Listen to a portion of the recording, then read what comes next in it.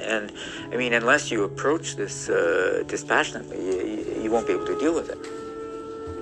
And I feel that what I can contribute to this, to combat these problems, is analysis, professionalism, a kind of a dispassionate approach, logic.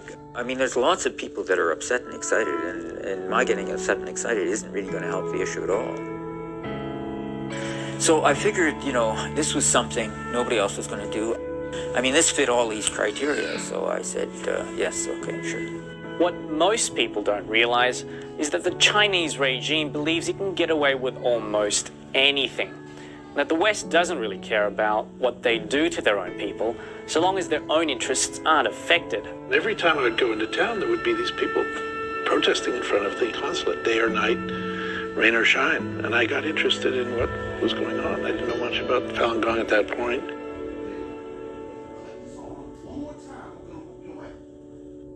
Falun Gong is a set of exercises with a spiritual foundation, which was started in 1992 by Li Hongzhi, who began teaching about it. It is a blending and updating of ancient Chinese traditions, the Qigong, the exercise traditions, the Taoism and Buddhism.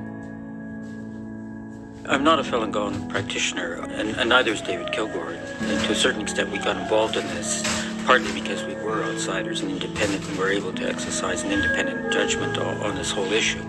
David Matus and David Kilgour published Bloody Harvest, their thorough investigation addressing allegations of organ harvesting performed on live Falun Gong practitioners. It spread throughout China very quickly, because this was after the collapse of the Iron Curtain and the collapse of the Soviet Union and the shift within China from socialism to capitalism, so that there was an ideological vacuum in China. The Falun Gong was actually encouraged initially by the authorities on the basis that it was healthful and it cut down on the health bill in a system which was financially in dire straits because of the extraction of money away from the health system.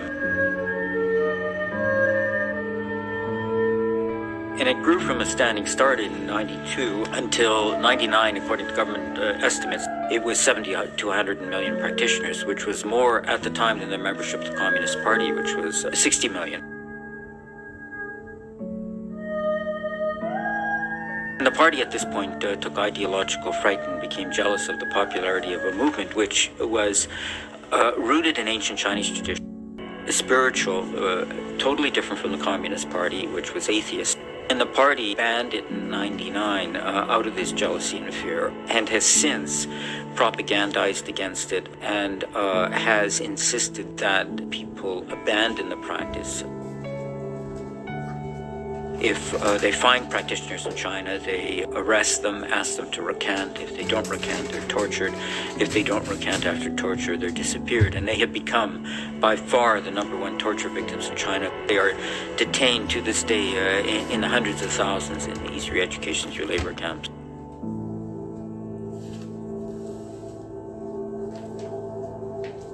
I was co-chair of the Canadian Helsinki Watch Group, and I basically did an analysis of communism as a root cause of human rights violations. And I went through the communist perspective on human rights and the communist ideology of dictatorship, the proletariat and the leading role of the party.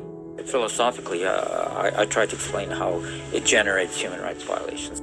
Ideologically, even though they may mouth the vocabulary of human rights, they don't really think of human rights as belonging to humanity. They think of it as belonging to them. There's Yuri Andropov, who succeeded Brezhnev. He says, any citizen of the Soviet Union whose interests coincide with the interests of society feels the entire scope of our democratic freedoms.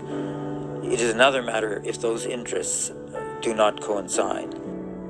Within the revolution, complete freedom. Against the revolution, none. This was the Communist Party when it was socialist. But then what we have is that the Communist Party of China is both communist and capitalist. It's abandoned socialism.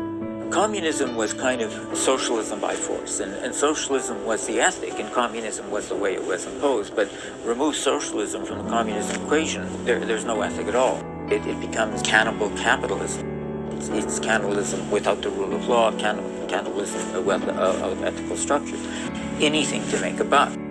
I think that it's vital that the international community come to a better and clearer understanding of the Chinese regime, who they are, what they do, and what they've been doing. There are things that are happening in China which are of enormous historical significance. The persecution of Falun Gong is one of the most horrific, large-scale. There were 70 to 100 million Falun Gong practitioners when the persecution started. All of them were instantly put under persecution. I had never expected to see this in my lifetime. There's no moral ambiguity. There's no shades of meaning about this. This is an evil crime, and it's happening. I mean, this is the case. We do know for a fact that there's large-scale executions in China. We do know for a fact that executed prisoners have their organs harvested unwilling without their consent. We do know for a fact that the Falun Gong are depersonalized, dehumanized, and marginalized, repressed, persecuted, both in word and in deed, in the most foul ways possible. One of the first people we met with was the wife of a former surgeon, and she told us, I guess this was 2006, she's now a refugee living in the United States.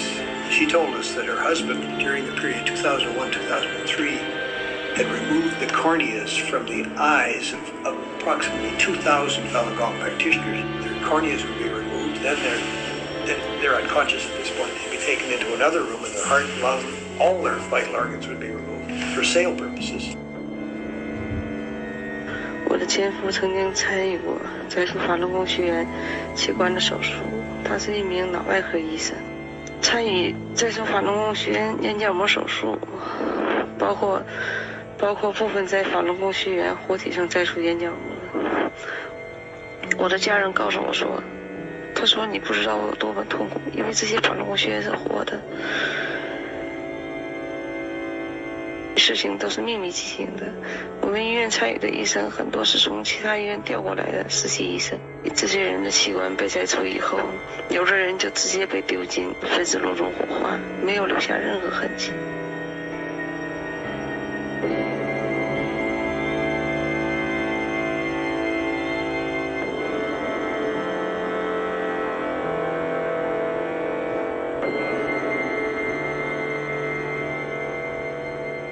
What lawyers and courts do is you get in all the evidence and then you make a conclusion after you've heard all the evidence based on all the evidence. What I was faced with this was a methodological problem. It happens in an operating room, no public access, clean up immediately afterwards, no crime scene. People are killed, bodies cremated, no corpses, no victims, and nobody to testify about what happened to them. We started setting up trails of proof and trails of disproof. Let's get on all the evidence and see where it leads.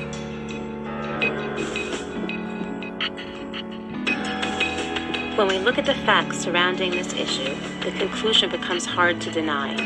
One important fact to consider is timing. The average wait time for viable organs is quite long because organs suitable for transplantation must come from healthy people. Consequently, the average wait time for a heart is 8 months, for a liver, 26 months, and a kidney, a 37-month wait. Who has been hospitalized for more than a year in my department at being at the top list of candidates for heart transplantation, what we call status 1, and we couldn't find a heart for him, has come to me, approached me one day and told me, Professor Levy, I'm about to go to China in 2 weeks' time and they've scheduled me for a heart transplantation. And I looked at him and I thought that he was kidding, but he was dead serious. And that's actually what happened. The guy went to China, and exactly on the same date that he was told ahead of time, 2 weeks ahead of time, he got his heart transplant. This got me going into a quite extensive research to find out how come somebody can schedule a heart transplant ahead of time. There's only a small window of time that a healthy organ can survive outside a body. This window of time is called ischemia. For a kidney, it's 12 to 24 hours, a liver, 12 hours, and a heart can only survive outside a body between 4 to 6 hours. What I found was something that was obvious for many years, and I didn't know about it, that for more than 20 years, organ procurement in China from executive prisoner has been taking place under official legal knowledge of all authorities in China. And actually, organs from these executed prisoners have been used for any patients flocking from all over the world who could afford to get a transplant from these prisoners. It becomes a little difficult to differentiate between whether or not the execution is being performed for the execution or for the donation. So it's convenient. It's hard sometimes. We cross a barrier here. Is this a patient who's going to be executed anyway? Or is the execution a part of the fact, well, there's some good organs here? We know that some of the executions are timed for the organ transplants. So we know that has to be true, certainly for heart and sometimes and liver transplants too. You need to time it. You have a recipient and your donor. Well, when are you going to shoot them? When are you going to poison them? When are you going to do it? Well, that's nauseating. It's disgusting. It's criminal.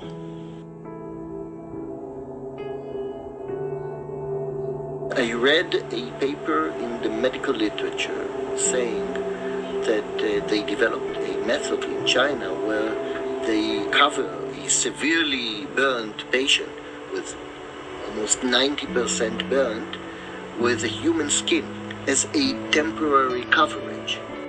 We are using the same method all over the world with narrow strips of skin that are taken from cadavers. But this article from China said that they use a whole body skin, like a whole envelope. And I asked the surgeon, how do you freeze such a huge piece of skin?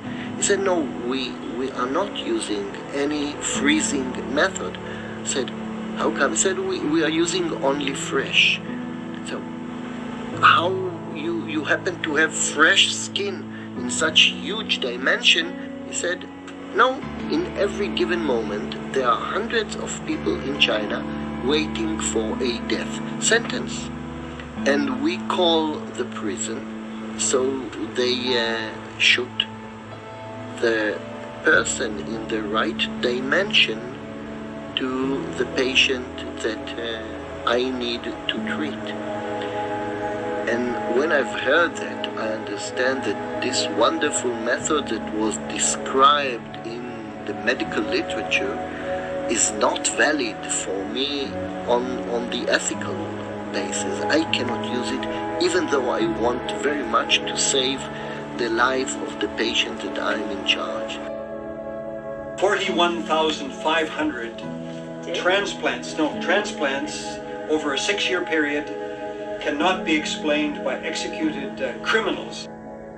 What I could see in terms of trends was that the transplant volumes on a multi-year basis were pretty constant before the persecution of Falun Gong and then shot up after the persecution of Falun Gong began. And then so, I mean, obviously, one explanation is the killing of Falun Gong for their organs. So this became, it's not conclusive by itself, but it's sort of one piece of evidence in support of the allegation.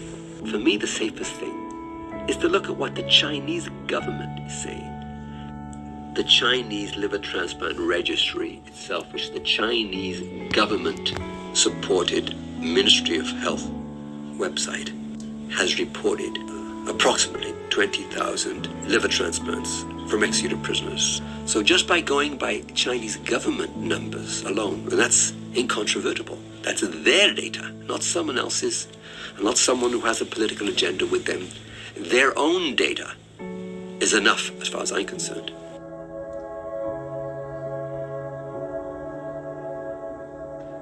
I must confess, I mean, obviously this whole subject matter is very troubling, but for me, that was one of the most chilling aspects of it. Going around, talking to different practitioners around the world that hadn't met each other, hadn't talked to each other, all they wanted to talk about was their torture. I mean, that's what they knew that had happened to them. And I would ask them, about blood testing, and every one of them blood tests, they didn't matter to them, didn't hurt them, didn't see the significance. And the non-Falun Gong practitioners that were in prison, got out of prison after China, didn't happen. Everyone was taken to do the physical checkup and the blood test. They do not care about our health, but why they do the checkup for us? She wasn't being examined for her health. She was being examined to see whether an ultrasound through an ultrasound to see whether her organs were in good condition for being sold. This is something unimaginable to I think to most human beings. It's necessary for transplants because you need blood type compatibility for transplants. And it becomes much more obvious that it's only for organ transplants because they would avoid any test that had no use for organ transplants, and they would do every test that was essential for organ transplants. It all goes into a computer bank. When you arrive for your kidney, the match is made by computer, and Miss Lee is taken out of the camp to a hospital. She's given some kind of an anesthetic and a needle, and both kidneys are taken. All of vital organs are taken. She is dead, and her body is burned, and it's counted as a suicide, and you get your new kidney.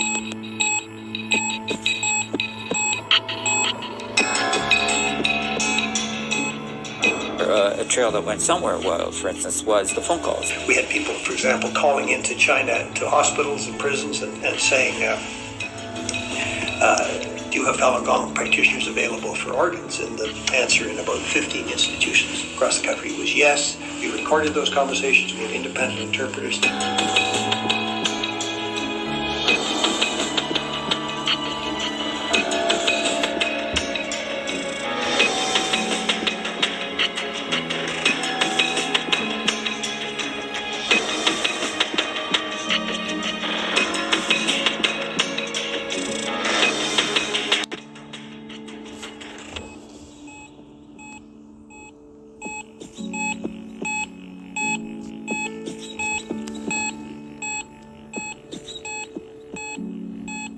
The Falun Gong practitioners don't smoke and drink. They're healthy. They exercise. They tend to be healthy. On our phone calls, push this point too that the people want organs from Falun Gong. That's why they would phone the hospitals and ask them if they have Falun Gong. The telephone numbers were in fact. Yes, I have the list of the phone numbers, the dates. Believe me, I used to be a prosecutor. I knew that there would be cynicism, and I did my utmost to make sure that everything was satisfactorily and properly and correctly and ethically done. I have listened to the tapes. Of course, they're in Mandarin. I've listened with a licensed interpreter who went over and said, yes, this text, the one you have in your hand, or some of the ones you have in your hand, are accurate, or properly translated, represent what was said in Mandarin on these conversations. Like we had websites of hospitals advertising wait times and prices, boasting about how much money they were making. The website for the China International Transplant Network claims that organ providers can be found immediately. Another page claims, before transplantation, we will assure the donor's renal functions, so it is safer than in other countries where the organ is not from a living donor. One question from the website read, are organs for the pancreas transplant from brain-dead patients? The answer given, our organs do not come from brain-dead victims because the state of the organs might not be good. Another website, called the Orient Transplant Center, was later changed, but in an archived version it says, from January 2005 to now, we have done 647 liver transplants, 12 of them this week. The average waiting time is 2 weeks.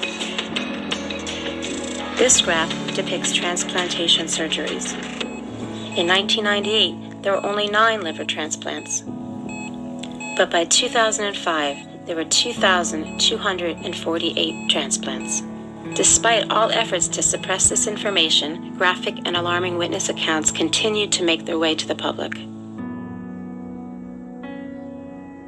Cao Dong is in his 30s. He'd been a prisoner in northern China, and he gave a very nervous, understandably, very nervous report of what he had seen in that prison.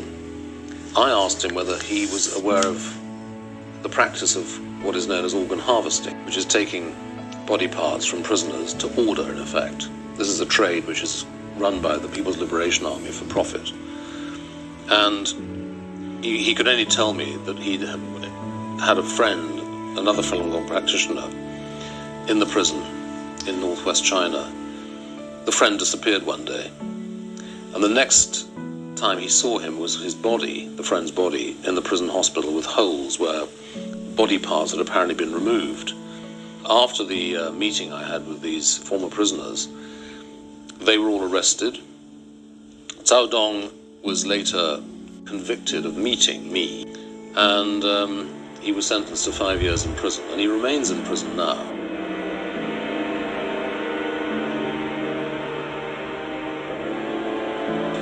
In 2002, a witness, an armed police guard working for the public security system, participated in illegal arrests and torture of Falun Gong practitioners. He gave this first-hand account about a female practitioner. He said she had wounds and scars covering her entire body after a week of severe torment and forced food intake. Then, while fully conscious, given no anesthetics whatsoever, they cut her chest with a scalpel. Blood gushed out.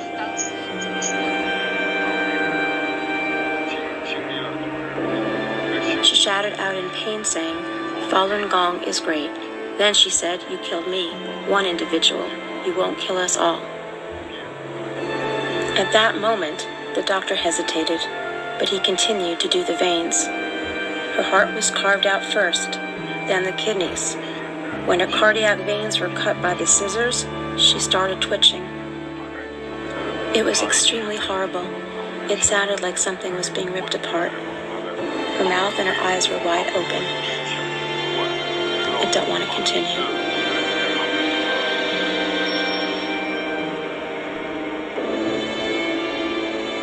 What happens in China has ramifications elsewhere. It's not just what's happening in China.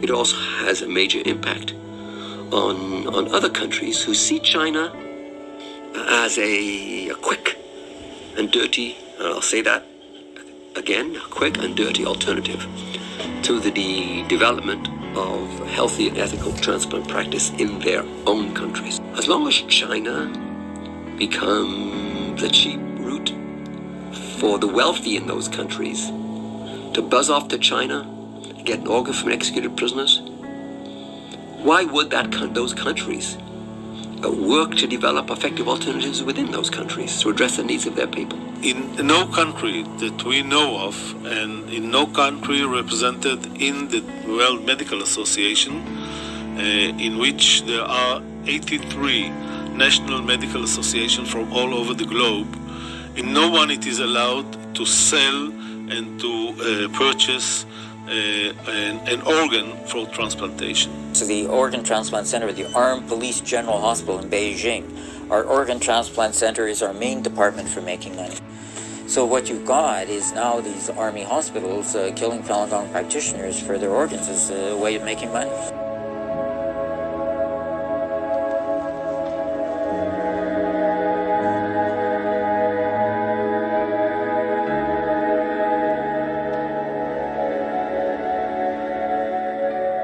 There's a lot of trade with China. China has slave labor camps where about half of them are Falun Gong practitioners.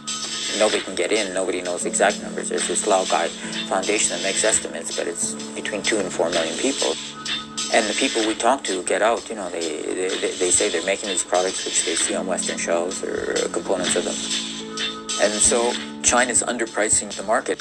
I mean, if you look at a lot of stuff you buy in stores, a lot of it just says made in China. It doesn't say made in China by slave labor, but that's likely to be the case. And we've actually talked to people who've been in these camps, Falun Gong practitioners, and I'm going to talk to one talk tomorrow about a young woman who worked 16 hours a day making products for export. In the dispatching center, we were forced to wrap the chopsticks by using a piece of paper, and on it said the chopstick was sanitized, so rest assured to use it. And they were then distributed to the market, and people just use it, but it's very dirty, it's not clean at all. We're not allowed to wash our hands. After we go to the restroom, we come back and continue wrapping the chopsticks. The American market has been particularly interested in cheaper goods. That whole Walmart psychology of going for cheaper stuff has really provided a market for Chinese-made goods. I remember that I